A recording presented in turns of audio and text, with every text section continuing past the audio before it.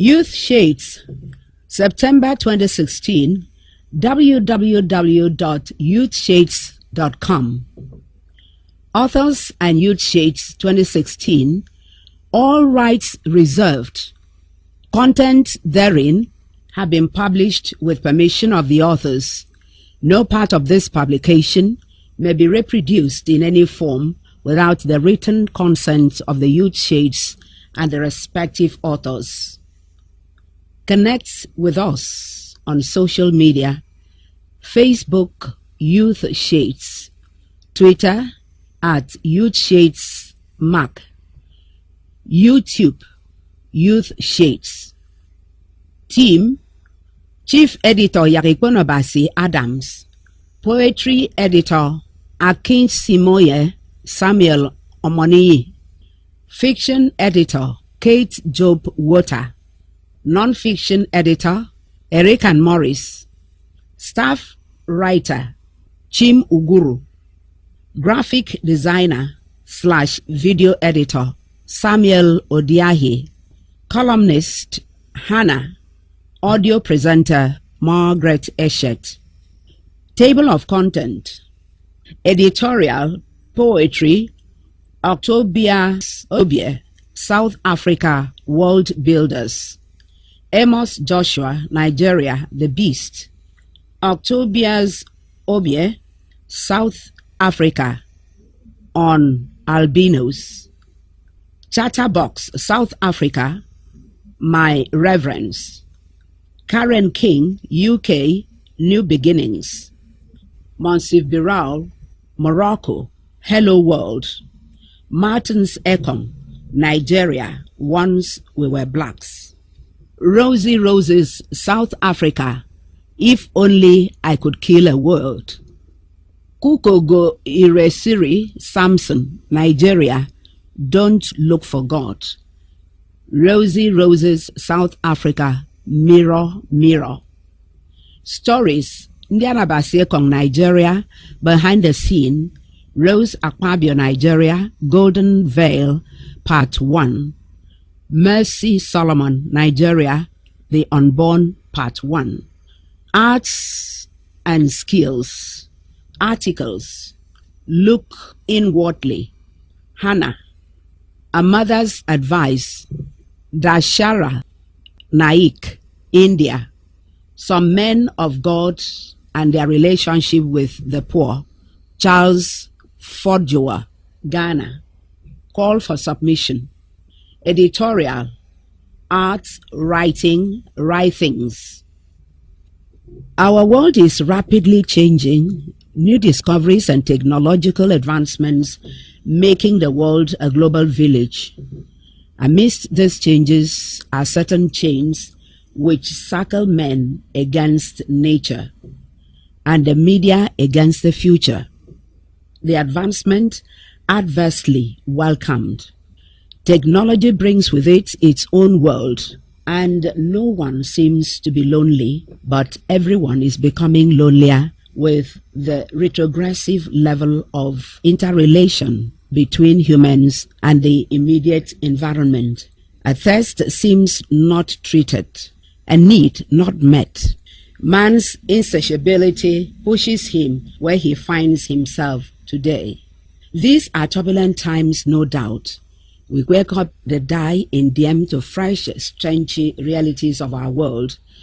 The inferno of racism, the cause of xenophobia, the dehumanizing system of female marginalization, and demoralizing sting of sexual violence, the feminist excesses, the normalizing abnormalities in moral decadence, the natural disasters, the environmental degradation, the global warming, the global economic meltdown, the religious crisis, the barbaric militancy with its unending proliferations, the hope-sapping poverty, the frustrating systems of government, the parasitic corruption.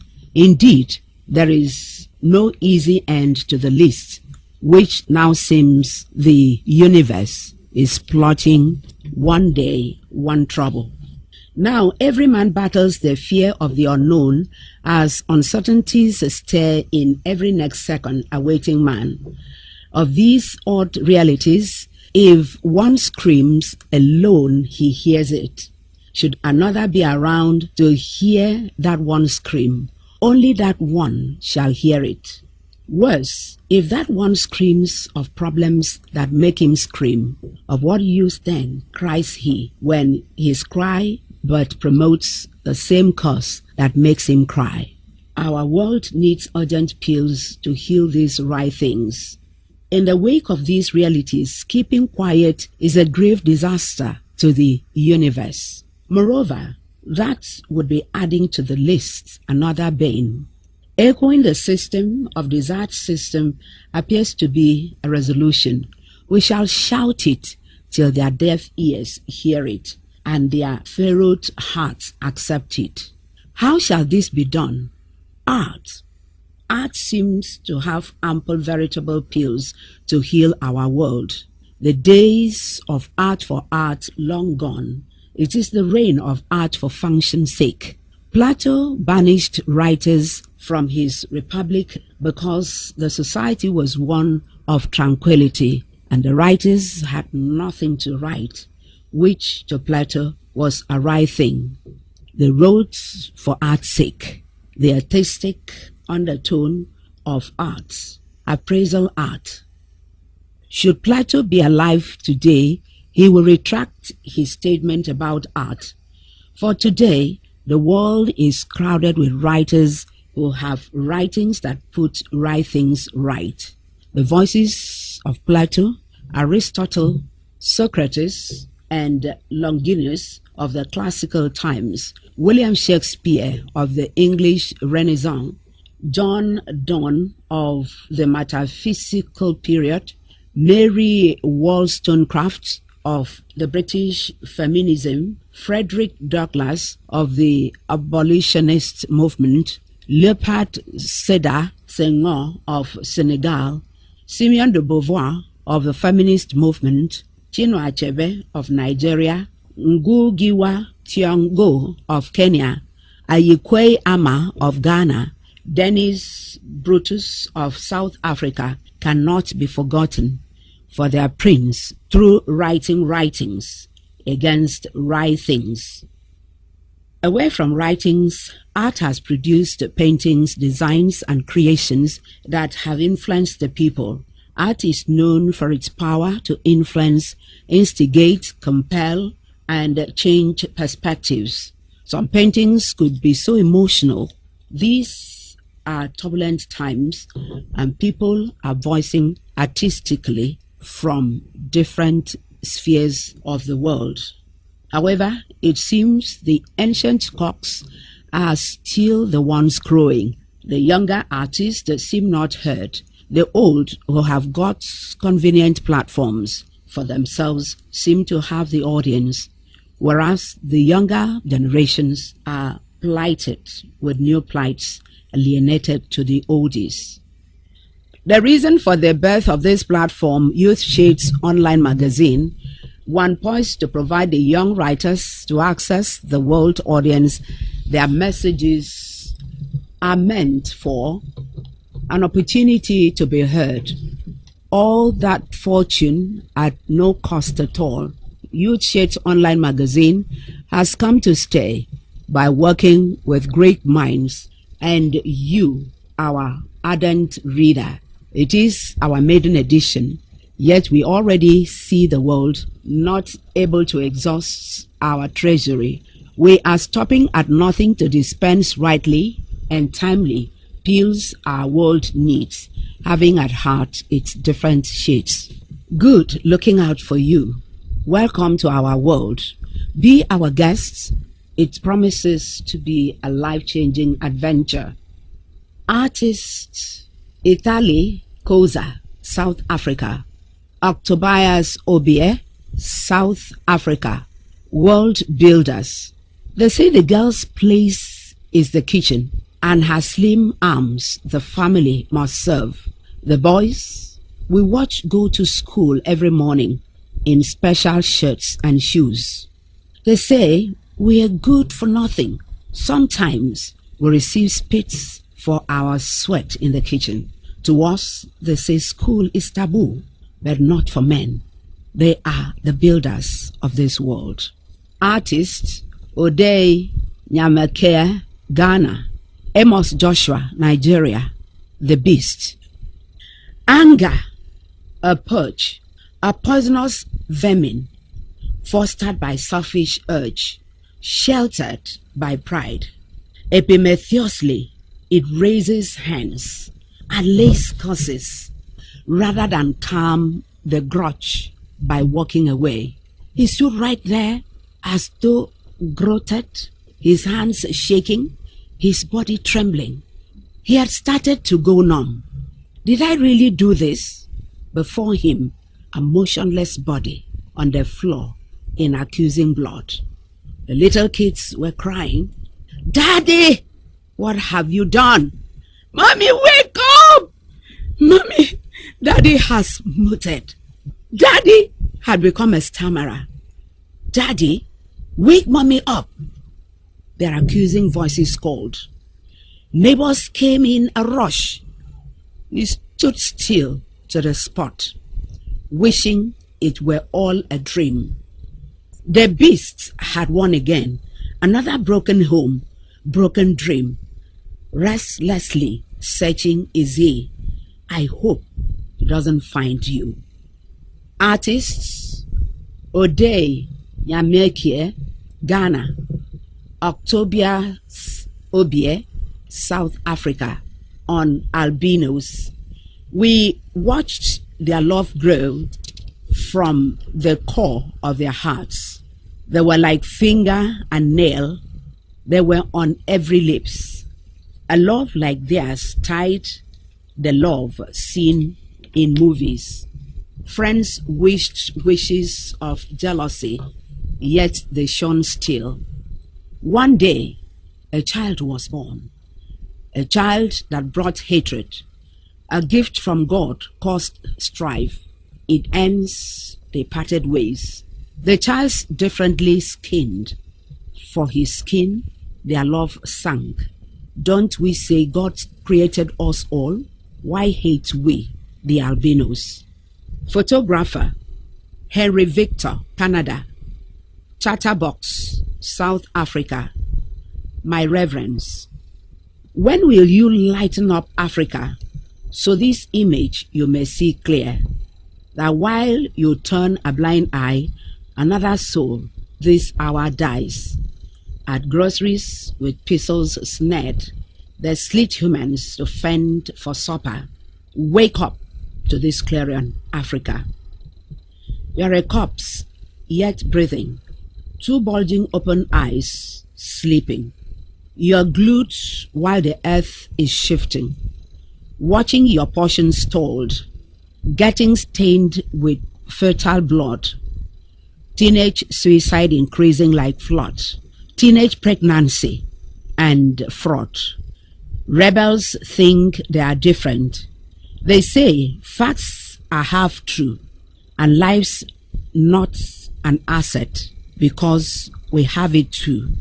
And more, for we still care, though Africa, you're not fair. Life is a breeze everywhere. Why here fight we for fresh air? You wouldn't know where, for you haven't been there. For these, your reverence, I err. Artists Odey Nyamakea, Ghana. Karen King, UK, New Beginnings. Tribes battling over power and money. All sides think they are right. Join our group. They promise power, money, and sex.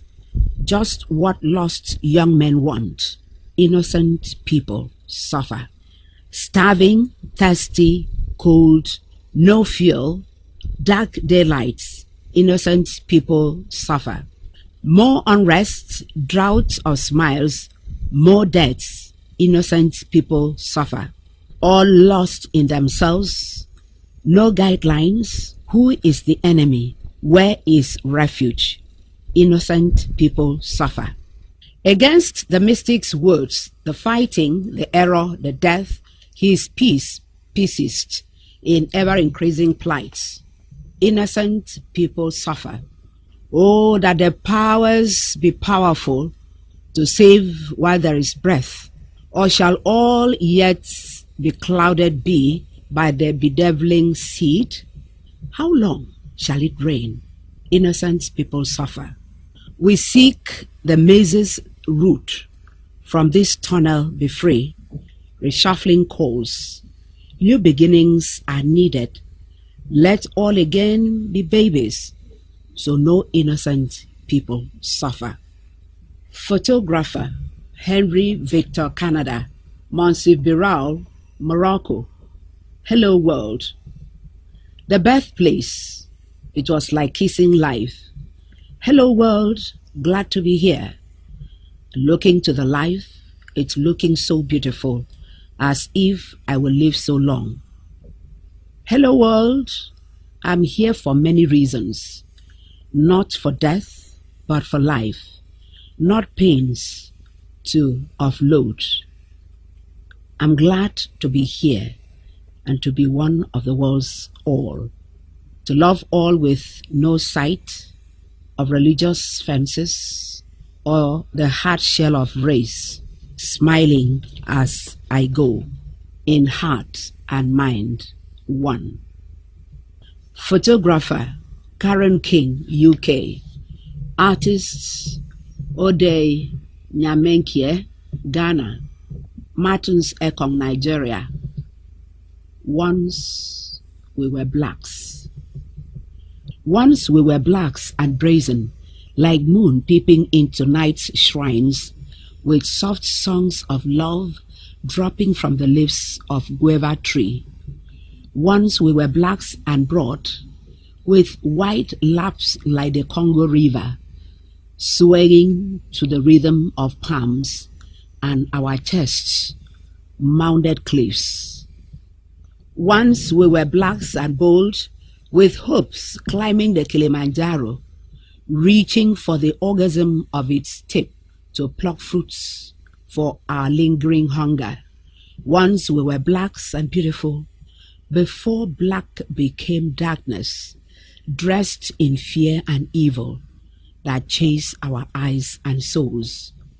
Once we were blacks, before we became blank. Now, black is everything except us. Photographer Henry Victor, Canada.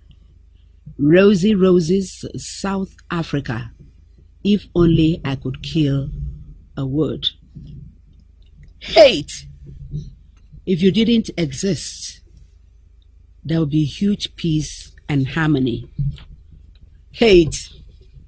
If you didn't exist, the world would be better. Only love would matter. The world would be better. Hate. I will kick you, break your arms and feet. I will twist your neck. Hate. I will torture you. I will stab you in the heart, burn you into ashes.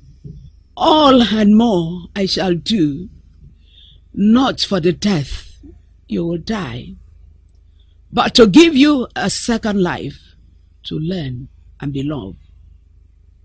If only I could kill a word from lips, hearts, and pages, it would be hate. The word I hate. Photographer Henry Victor, Canada. Kukogo Iresuri, Samson, Nigeria. Don't look for God. God lives not in Bible pages. He counts not rosaries, nor habits images. No, he, the Quran, cannot house. Clanging bells and murdered cocks only arouse the keeper of the shrine, the pastor, imam, and prophet to shine, who sell God for the coin in your pocket. Caging souls in verbal lockets, blinding you to the God in you. That voice whispering deep inside, quietly when you do and refuse to do. He is God, the true God you already denied. Photographer Victor Henry, Canada. Rosie, South Africa. Mirror, mirror. Mirror, only you knows the real me, the naked me, without makeup or patch-ups. Mirror, mirror, my confidant, you hold my secret, my deepest fears. You reflect my thoughts. Mirror, mirror, without words, you scream the truth through poles beyond ears. Mirror, mirror, you are true. No other truth compares. Artist Itali Koza, South Africa. Ndiana Basiekong, Nigeria. Behind the scene. The story behind the scene is too scary for me, so I would love to share it with you. I went through a medical school during my early 20s. It wasn't easy, and neither was it cheap. I ended up working odd jobs at the hospital in an attempt to make ends meet. Most of them weren't so bad. Mostly they involved a lot of cleaning and receptionist work. However, there was the morgue, and I didn't like working down towards it. Frankly, I didn't know many people who thought of working there, but the pay was good for relatively little work. All I had to do was clean and watch over everything if there were no doctors present, which only happened late at night. Occasionally, I'd have to help move a body, but it wasn't something I couldn't handle. I spent my nights down there 3 or 4 times a week. I'd clean up and sit to study, making sure everything remained ship-shape, as the Reverend Father liked to say. It wasn't a hard job, but I didn't like it. The morgue was so isolated from the other wards, and it was down a bushy path with dim lighting. You might think that working in a morgue will remind you of death. Well, you may be right. That wasn't all. The whole place felt like death, aside from the dead bodies it regularly housed, and was just never right for me. I thought I was paranoid until one night proved to me that it was more than that. I can still remember it vividly. It was a Friday. I don't know why that sticks out so much on my mind, but it does. The night had been rather uneventful, with only one body brought in. The doctor who brought in the corpse has seemed a little on edge. When I asked him why, he said, "When this guy came in, he was perfectly fine, but he wouldn't stop shouting about how he was going to die. We thought he was having some kind of mental breakdown. When we were about to sedate him, everything in his body suddenly shut down. He died in a few minutes, and we couldn't resuscitate him. No one has any idea what killed him." My heart twanged as I helped him put the corpse on the table. The hospital was stretched a little thin that day, so nobody was going to attend to the poor corpse until the next morning, which meant that I'd be with a corpse the whole night. Well, that didn't bother me much. Sure, it was a little creepy, but I had dealt with worse situations before. Once the doctor left, I pulled out my books and buried my head in them, hoping to dispel some of the tension that had fallen over the morgue. I found myself wishing that I had something, anything at all to clean, but the whole place was spotless. I tried to lose myself in the complicated medical terminologies in my textbooks, but for whatever reason, that night, I found it difficult. Maybe it was a man's intuition, or maybe an animalistic intuition.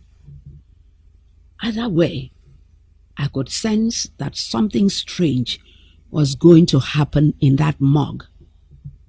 It started with power failure at midnight. The only warning I had was a momentary flickering of light before everything shut down. The silence that followed was broken by the chirping of crickets. What now? I had been sitting at the work desk where the attending physicians filed out their paperwork after the autopsies. I let my hands drift over the surface and down through the drawers, searching for my torchlight. I tried not to think about the corpse waiting there in the dark. Jesus! It's just a corpse. It can't hurt you. Suck it up. I was searching the third drawer by my right when power came back. Surprisingly, I spotted something strange out of the corner of my right eye. Breath hitched in my throat because somewhere in the back of my mind, I had seen enough to know what it was. Nonetheless, the rest of me was clueless. Fighting this internal battle, I turned slowly towards the table. Behold, the corpse was sitting up. My first thought, of course, was that it wasn't a corpse at all. The doctor did say that he'd just dropped dead. They must have made some mistakes. Something kept me from rushing over to find out if the young man was okay. He wasn't breathing. His body could have been a statue for how still it was. I told myself that he was most certainly breathing. I just couldn't see it from there, but I wasn't convinced. I tried to force myself to walk over to him, but I couldn't. Suddenly, his head snapped towards me. I didn't see it happen. I blinked, and the position of his head had changed. To make matters worse, it should have been impossible because I was diagonally behind him. Heads do not turn that far back unless they are broken or severely damaged. But here he was, his eyes trained on me. That was when I noticed the eyes. They were gone. They were just two empty, meaty sockets staring back at me. I was positive that the corpse had eyes when it was brought in here. It didn't matter because they were gone now. I blinked. This time, the corpse was sitting up, its legs dangling off the side of the table. They swung there like the legs of a baby on a swing, and it was in their terrible motion that I found my voice. I screamed and ran for the door. Do you remember those bushy paths I told you about? The dark ones I had to walk through to get to the morgue? They were lined with bodies. They were still breathless and noticeably dead. and absolutely none of them had eyes, but they all stared at me. That almost froze me right there, because it felt like being trapped between two deaths. I was absurdly terrified that if I stepped out into the bush path, they would swarm on me like demonic birds and take out my eyes, so I'd look just like them. Meanwhile, somewhere at the back of my mind, I knew that the other corpse was fast approaching. I made a mistake just then. I turned around. It was standing less than a foot behind me. Those sockets still bore into me as its mouth hung unhinged. A deep vibration emanated from its body, and slowly a teeny trickle of blood dripped out of the side of his mouth. My body made my decision for me. I ran and ran until I burst out of the hospital. The nurses on call tried to stop me, but they couldn't. I ran to the few blocks that separated the hospital from our hostel. I got inside and collapsed on the floor, frightening the life out of the Reverend Father Paul, who happened to be monitoring the door that night. Father Paul was strict, but he was also kind. He knew I was supposed to be at the morgue up to 4 a.m. Therefore, he was ready to give me hell until he saw my face. I don't know exactly what he read in my expression, but he didn't chastise me. He didn't ask me what happened either. He simply placed a call to the hospital to notify them that they needed to replace me. By the time he got off the phone, I was sobbing, the terror of finding vent in my tears. He placed his arms around me and whispered, "Son, it's okay. You don't have to go back there." And I didn't. In my years as a doctor, never once have I gone back to that morgue or any other morgue. I am no stranger to death. I am no stranger to pain. These things don't scare me. No, it's what happens in those few hours after death that I don't want to know about. Artist Italicosa, South Africa. Rose Akpabio, Nigeria.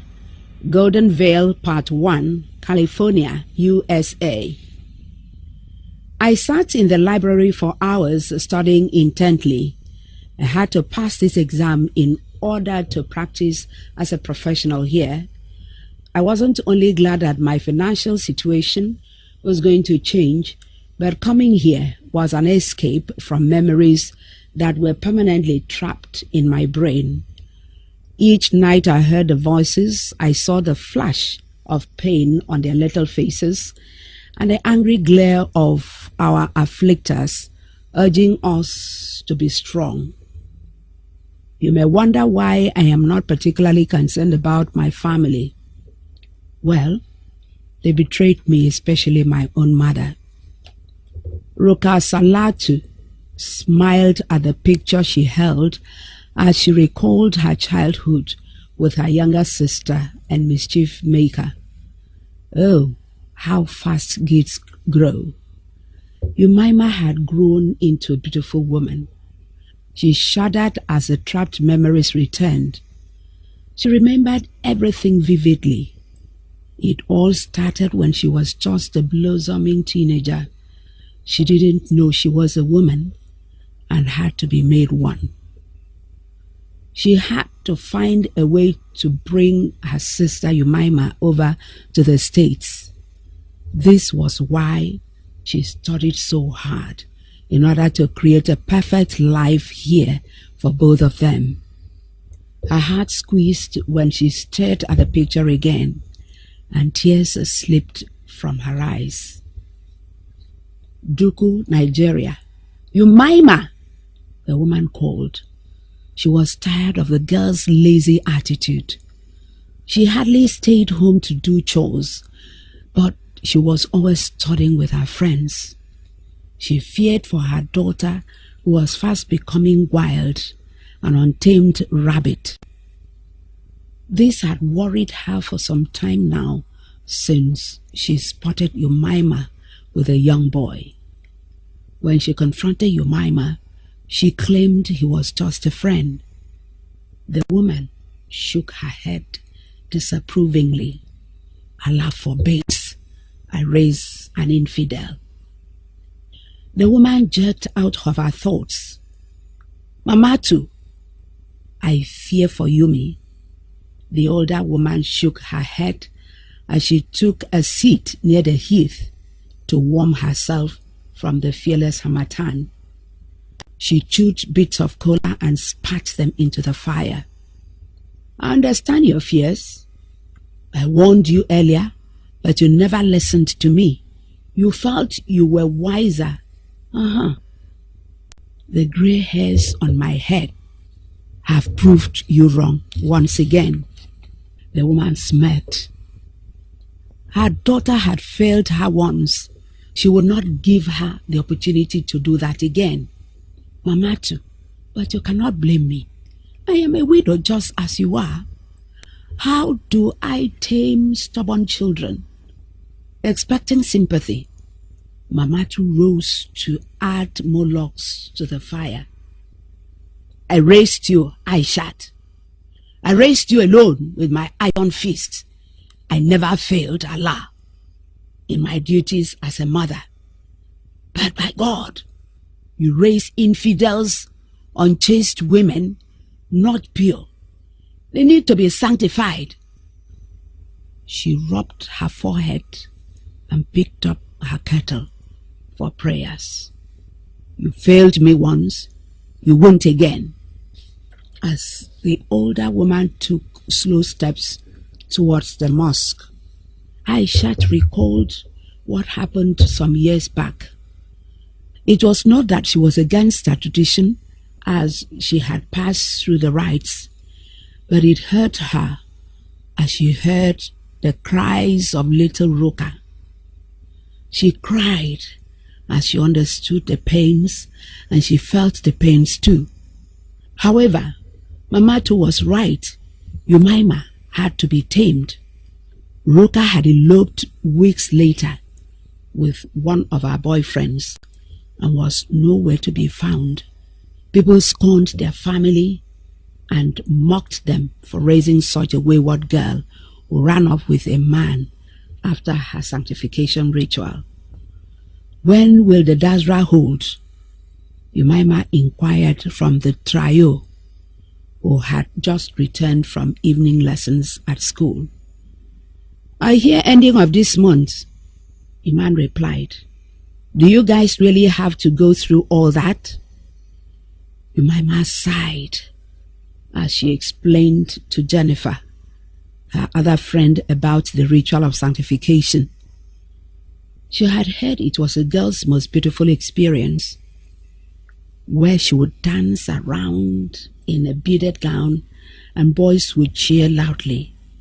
After the dance, one would choose her for a bride and she would be taken for the ritual. It sounds nice, Jennifer added. They walked unhappily before Umaima waved them goodbye and ran home. She had forgotten to wear her ima.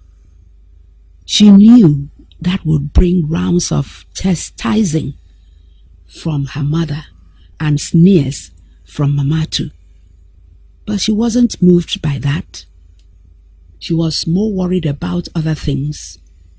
Her mother had told her she would not further her education because she was getting married after the ritual. which coincided with her final secondary school exams.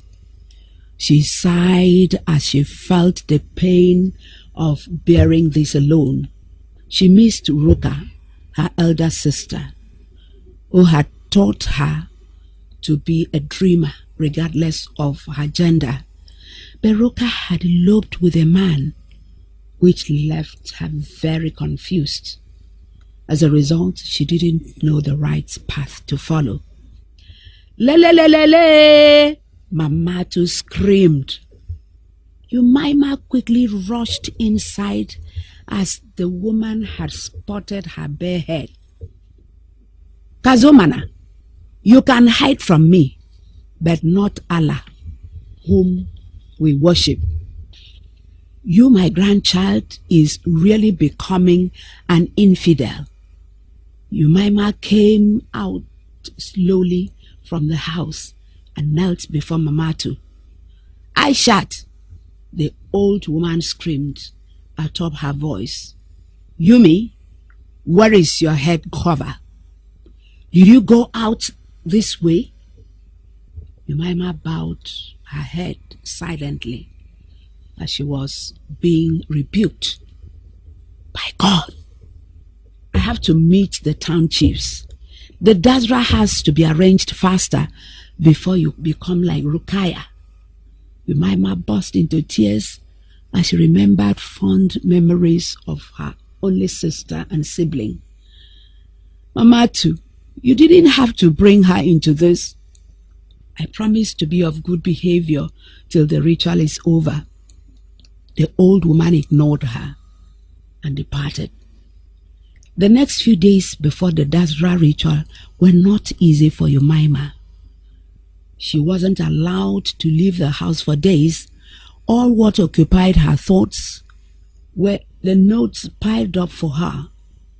Her mother had designed her hands and feet with lale, and she was being beautified with coral to outline her already big eyes. She sat patiently praying for all these to be over soon. She was asked to shave her underarms and her pubic in full preparation. The festival usually began at twilight and ended at the sight of the dawn. She was going to become a woman. Kiyaye!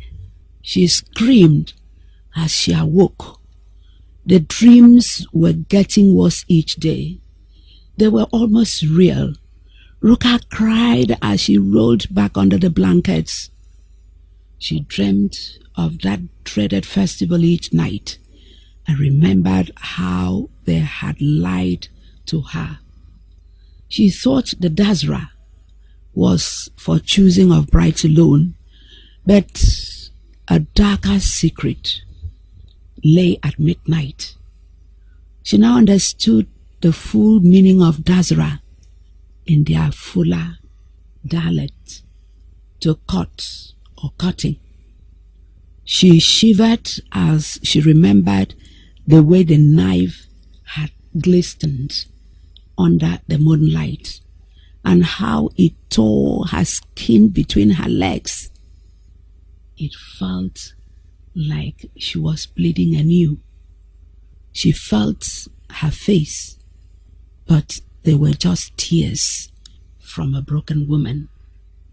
She had to warn Yumi, but she didn't know how. She believed she still had about 2 months to plan, as the Dasra was never rushed. She had to find a way to stop her sister, little Yumi, from passing through hell. An idea came to her. She remembered the name of Yumi's secondary school. She would write a letter to Yumi via their school.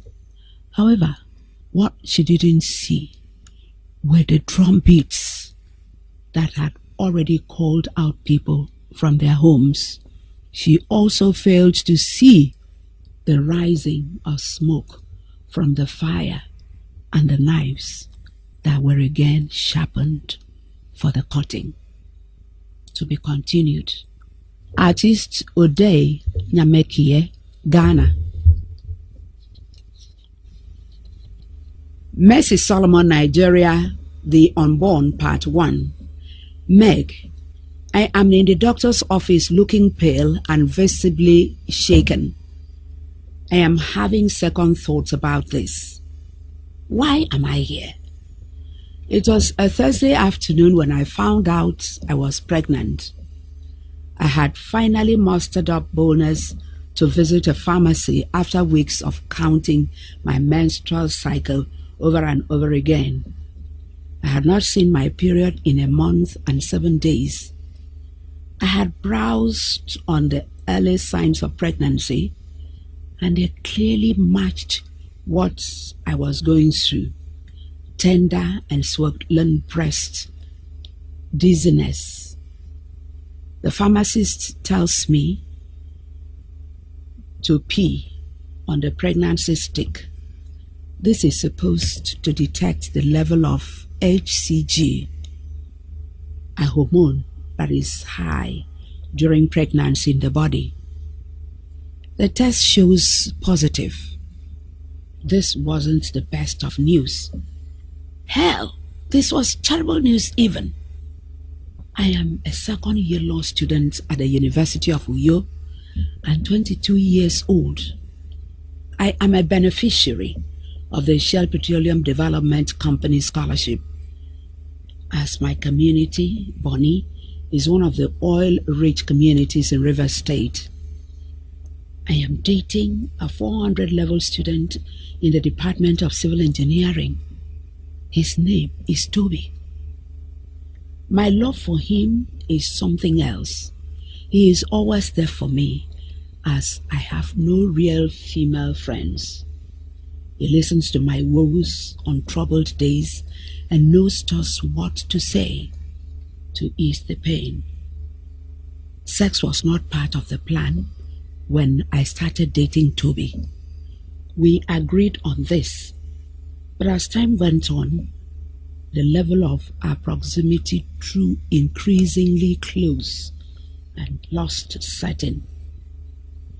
Toby introduced me to some birth control pills and told me how efficient they were. But I'm lost as to how I took in, but I'm pretty sure I was on pills. God, examinations start in few weeks, and I can't afford to lose focus. Not now. I packed my books into my handbag and headed for the hostel. It wasn't until today that my mom found out about my existence. I know she is excited. I am too, most pregnant. Some people would probably say I am not a real person yet, but I am, just as a crumb of bread is yet still bread. Does she know I am a girl? Probably not. I can't wait to see you, Mommy. Meg, I feel sick. I didn't sleep well last night. I tossed and turned on my bed till morning. Anytime I fell asleep, nightmares wouldn't let me be. I saw myself begging the traffic, dirty and wretched, with two little girls by my feet. I woke up bathed in sweat. Toby called last night, and I told him I needed to see him urgently. He said he'll meet me by 7 p.m. He asked if all was well, and I told him I just missed him. That was all. Meg, you know want go school, Abi? You done big? That's my roommate, Yudi. She's nice, always trying to reach out to me. Well, I give her an A for effort. Sidi, no school today, oh. I know where, I replied. Hey, yeah. Get well soonest. No sick, I beg, she replied. I was left alone in the room, and for the first time in a long while, I broke down and wept. I met Toby at 7:49 p.m. He immediately noticed something was wrong from my appearance. Baby, what is the matter? You look unwell, she said. I'm fine. It's nothing really. We both know you're hiding something. Come on, tell me. At that point, I became confused because I was at war with myself. Nonetheless, I knew the load was too heavy for me.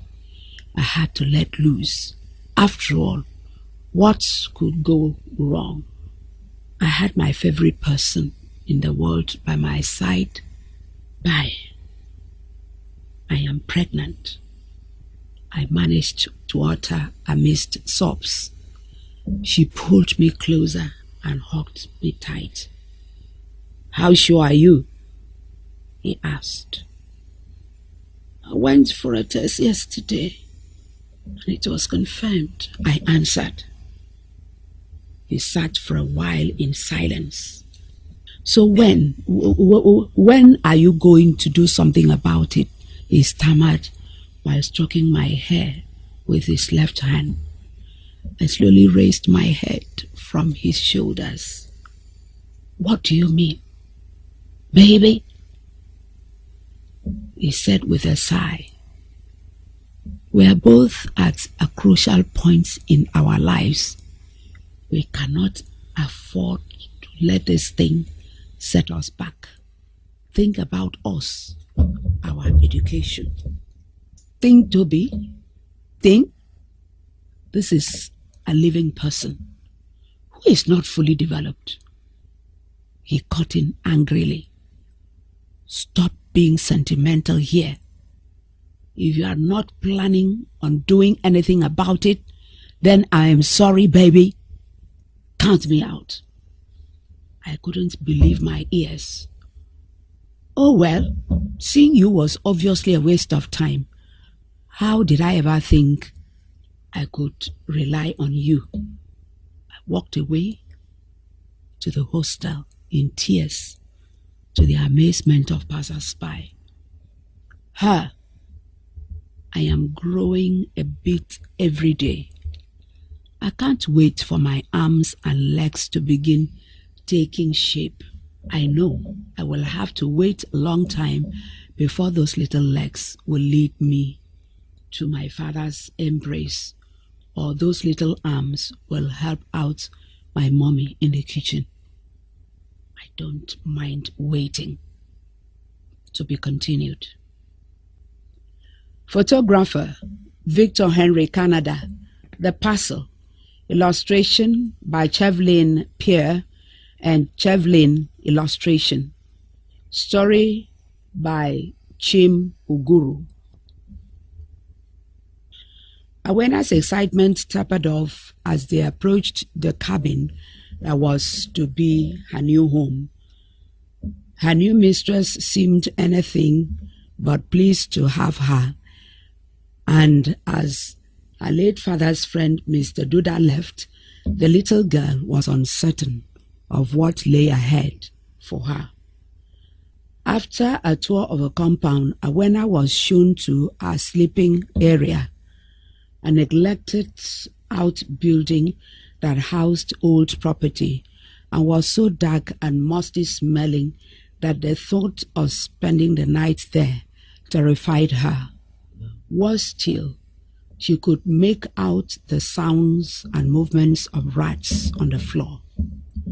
Awena had not one but two mistresses. Chikana was the older sister who received her, and the younger was Kinika, who proved with time to be a swan thorn on Awena's flesh.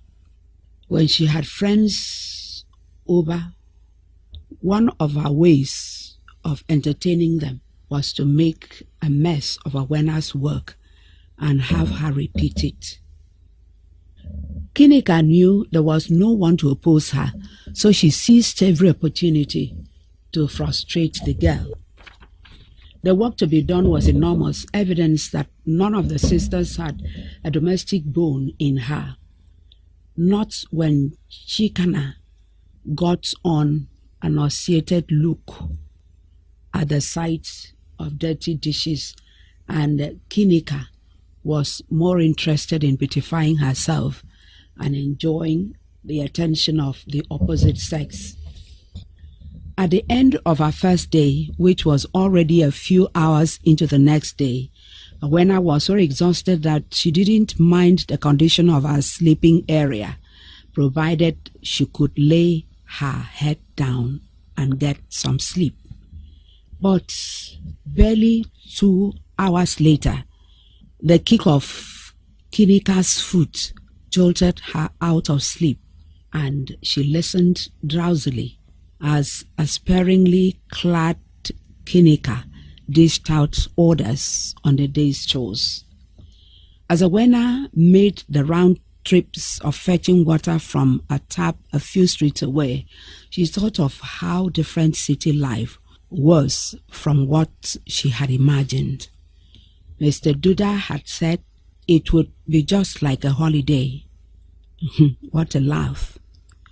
By daybreak, when she began to pass kids her age going to school, she wept painfully. She probably wouldn't go to school again. Life in the village hadn't been luxurious. Far from it, even as her poor mother could barely feed her and her 7 siblings. But she had attended school, had her friends, and had been happy. She missed it dearly. Over time, things didn't change for the better, so Awena got used to the unpleasantness of her new life. At least she had found a loyal friend in a little stray black cat.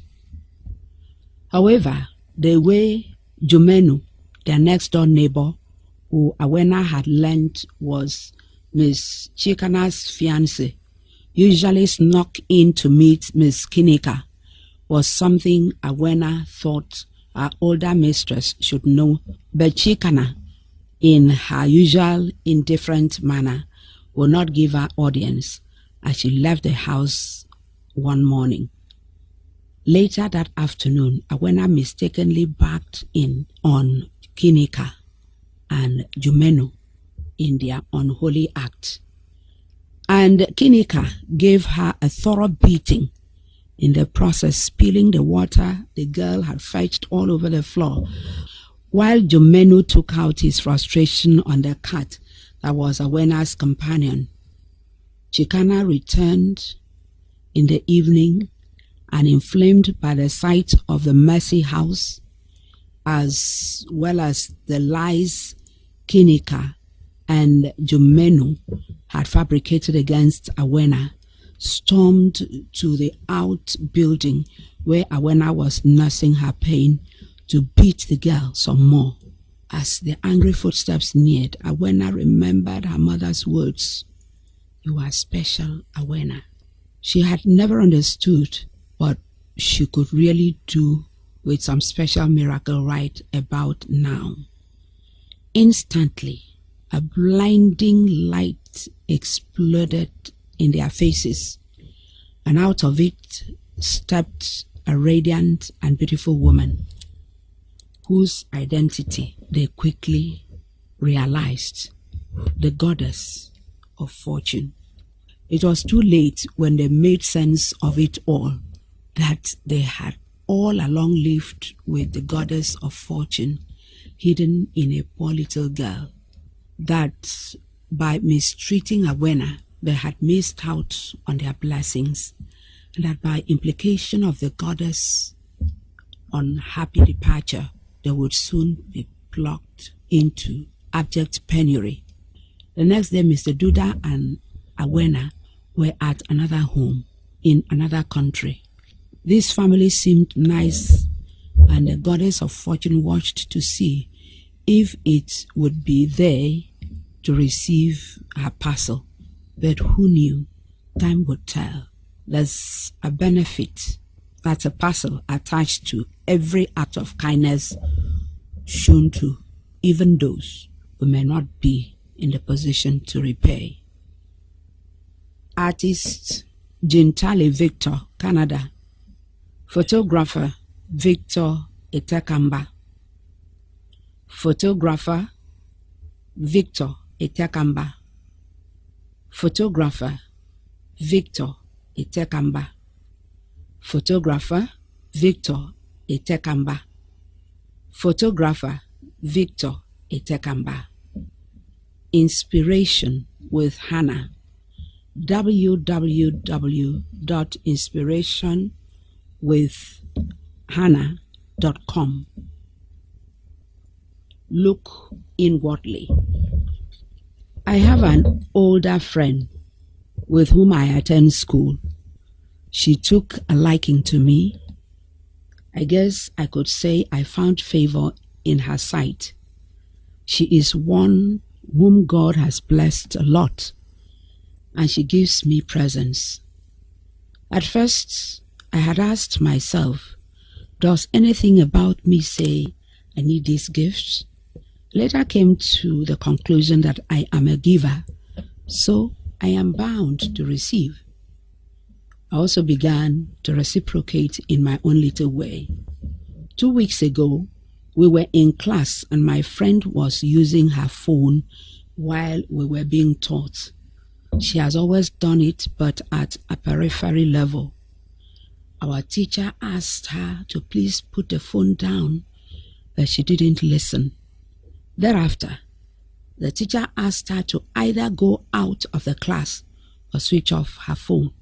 She looked at me for some sort of approval that what she was doing was right, but I told her gently that she was being disrespectful. Oh Christ, her face changed. She stood up and left the class. After some time, she came back into the class, but kept a straight face. I smiled and thought, if you think that because you give me gifts, I will support your wrongdoing, you are joking.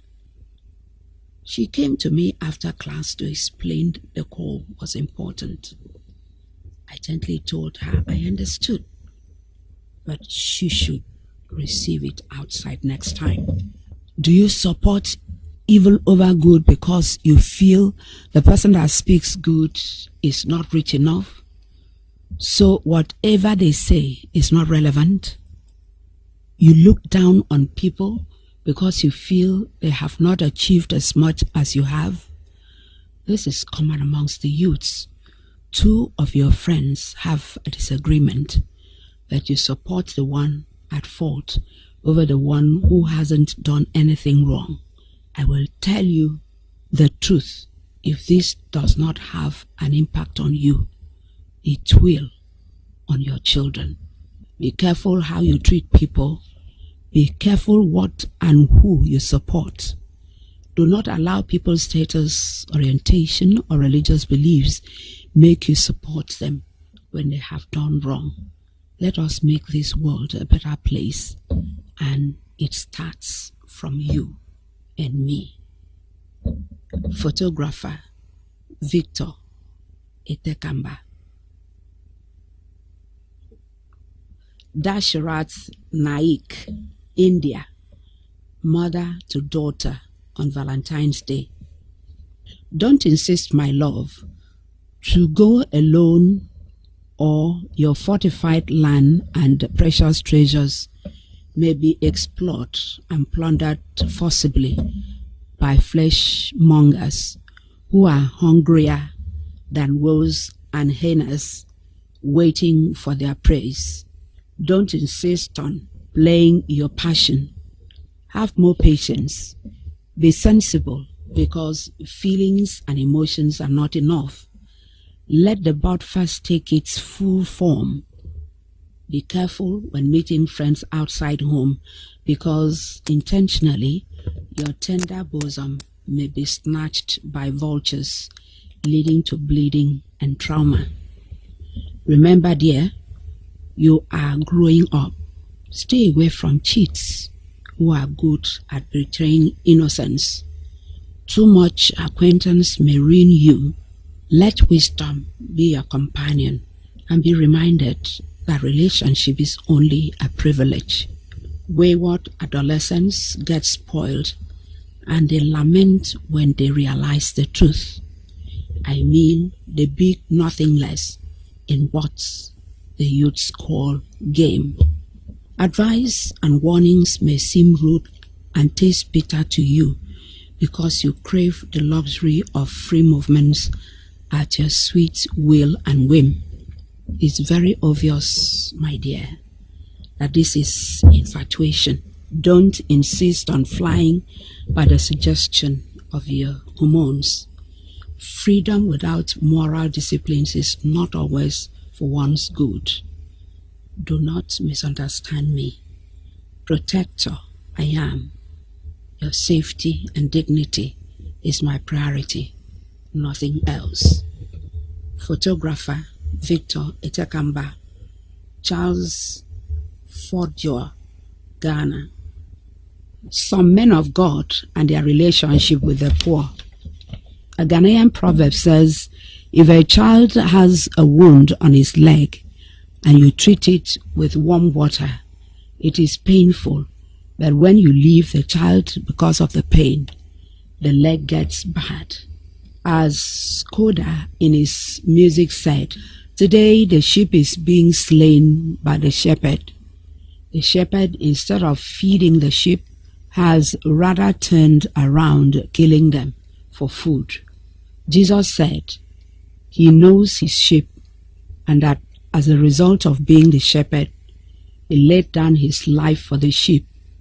David defended his father's sheep in the desert by killing lions and bears.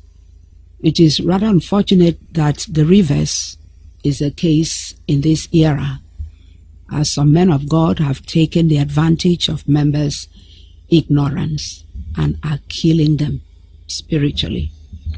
When one is not well to do in the society, vital positions in the church are not given to such people. Did God choose the rich people for his ministry when he was here on earth? Being rich is not evil, but the problem occurs when we make it the standard for electing leaders into positions in the church.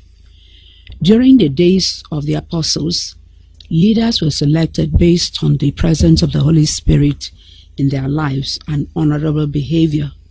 What happened to the gospel preached by the apostles?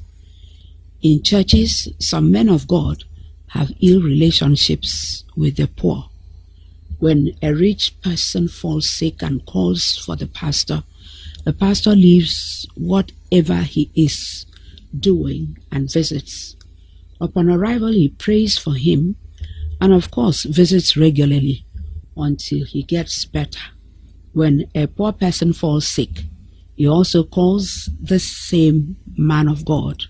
To that, the pastor answers, I will come later to see how you are doing. 2 days later, the man of God still doesn't pay him the visit. The poor man calls again, but the man of God intentionally refuses to answer. Some men of God only pay rich people visits because when they are about to leave, they are given envelopes. This is not the case with poor people because the men of God know that they will rather ask for money to eat food from them. What astonishes me the most is the fact that pastors give out Bibles to the poor without even caring if they have eaten food that will give them the energy to read the Bible. What does it profit, my brethren, if someone says he has faith but does not have works? Can faith save him? If a brother or sister is naked and destitute of daily food, and one of you says to them, depart in peace, be warmed and filled, but you do not give them the things which are needed for the body, what does it profit? Thus also, faith by itself, if it does not have works, is dead. James chapter 2, verse 14 to 17. It is vital that we think of both the spiritual and physical well-being of people. Should you give a poor man a Bible to read and he has no energy, how can he do that?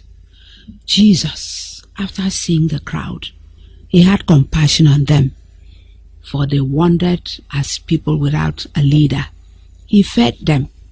A man of God sees a crowd today, and the only thing he thinks of is how to squeeze money out of them. Strange times we are in. Things have really changed for the worst. The amount you give determines the miracle you receive. Was that what Christ Jesus left us with? Some men of God have become tricksters, looking for means to extort money from their followers. And when you are not able to give, you are not on the special list of prayers. When huge funds are raised, rich people who donate are prayed for with seriousness. And when the poor comes out with the little, the kind of prayer that is offered is like throwing stone to hit the thigh of an elephant. It carries no weight. Jesus at the temple appreciated the widow's money the most. We have rather made everything to be money. When you give little without considering the heart that gave out, some men of God think you are stingy. And when they have that perception about you, they react by being stingy in their prayers and affection. When the rich has a funeral, this same pastor who had no time to attend the poor's funeral will definitely make out time to be present from the beginning to the end. What happened that changed bereavement with people in pain? The trend now is weep with the rich and leave the poor to weep alone. Men of God should give equal treatment to the rich and the poor. God is no respecter of persons. The person you give the necessary attention today will not have things going on well later, but the poor man you discarded might be doing well. Treat everyone in the same way, as God is the changer of times and seasons. Photographer Victor Henry, Canada. Call for submission. Deadline for submission of stories, poetries, articles, art and skills for October issue of Youth Shades magazine is 10th September 2016. Visit www.youthshades.com for our submission guidelines. Inquiries should be sent to info@youthshades.com. Peace and love. Youth Shades team.